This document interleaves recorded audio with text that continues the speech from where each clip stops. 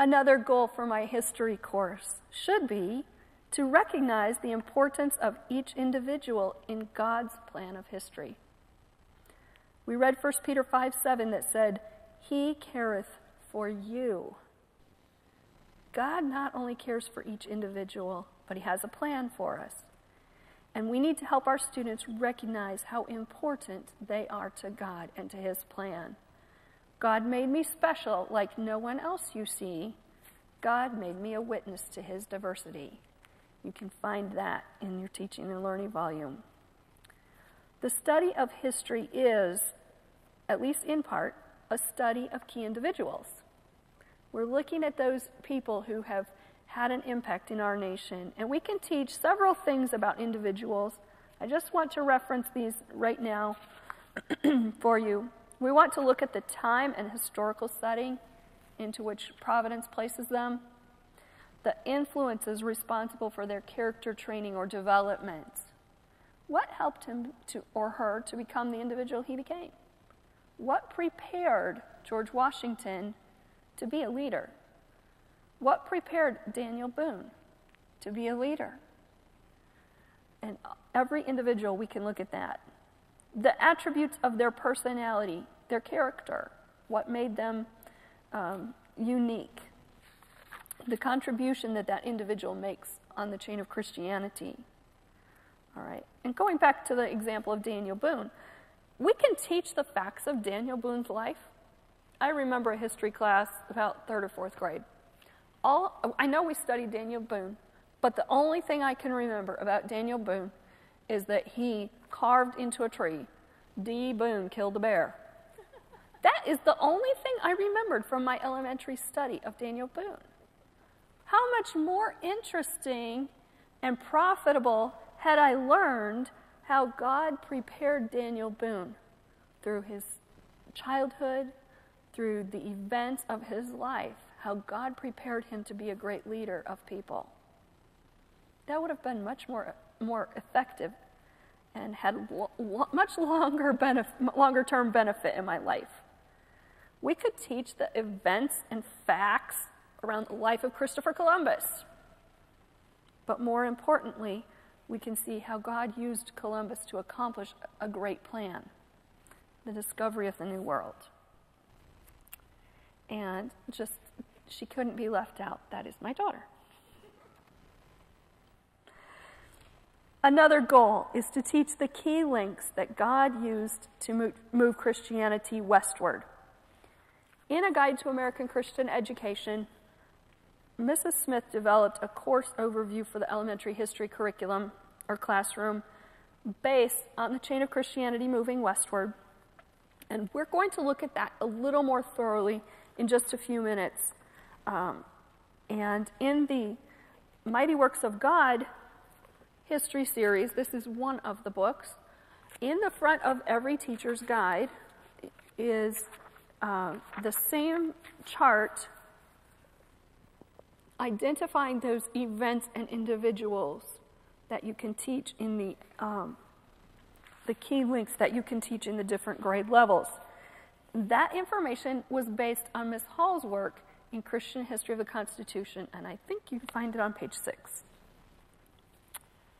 Another goal for my history course should be to teach the biblical principles of government which formed the American Christian Constitutional Republic. How many principles did you learn? 7 principles. Can you tell me what some of them were?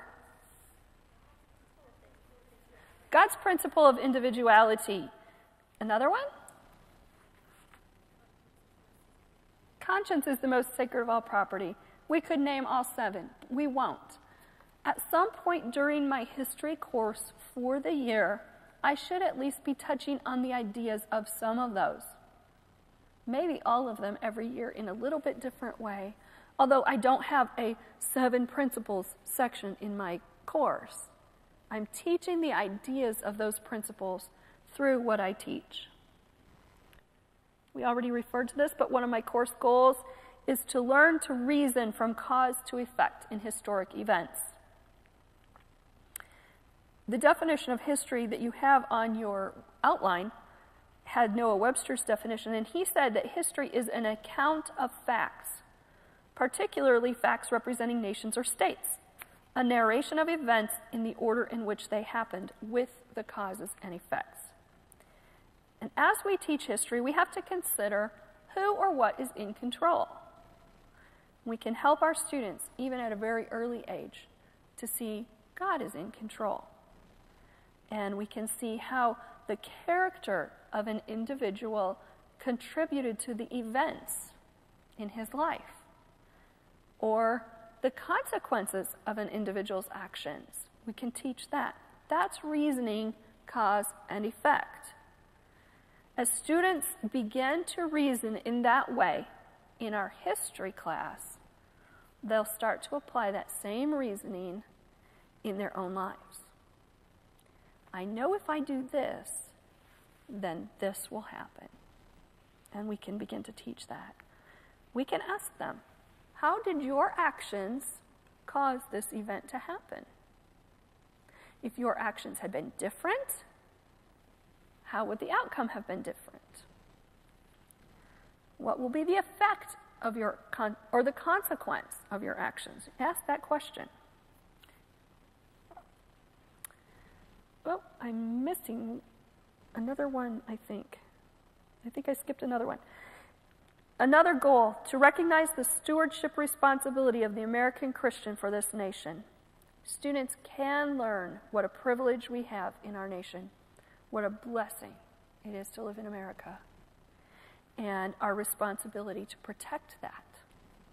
The historian Emma Willard said, "Will not acquaintance with this tale warm the young heart of the future statesman of America to the love of national as of personal virtue? And he will then resolve that when manhood shall have placed him among her guardians, he will watch the purity of her character with jealous tenderness." And they can take responsibility for our nation.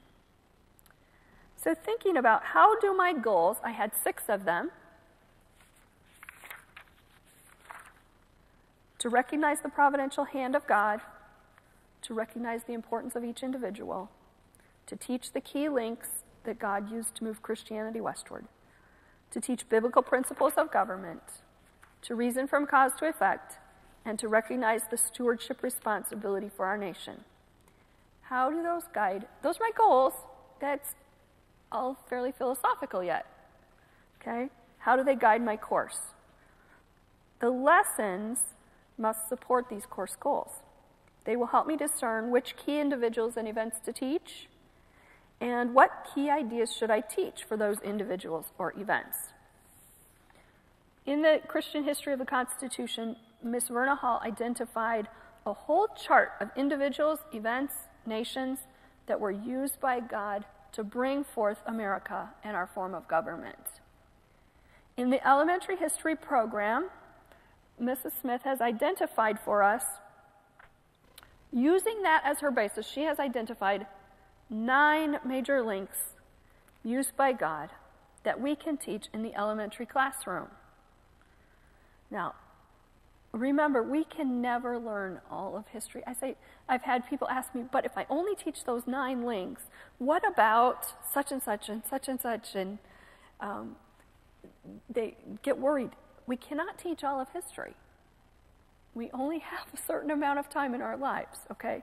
So we have to select the key individuals, the key events, the key documents that have to do with the development of our nation as an American Christian republic.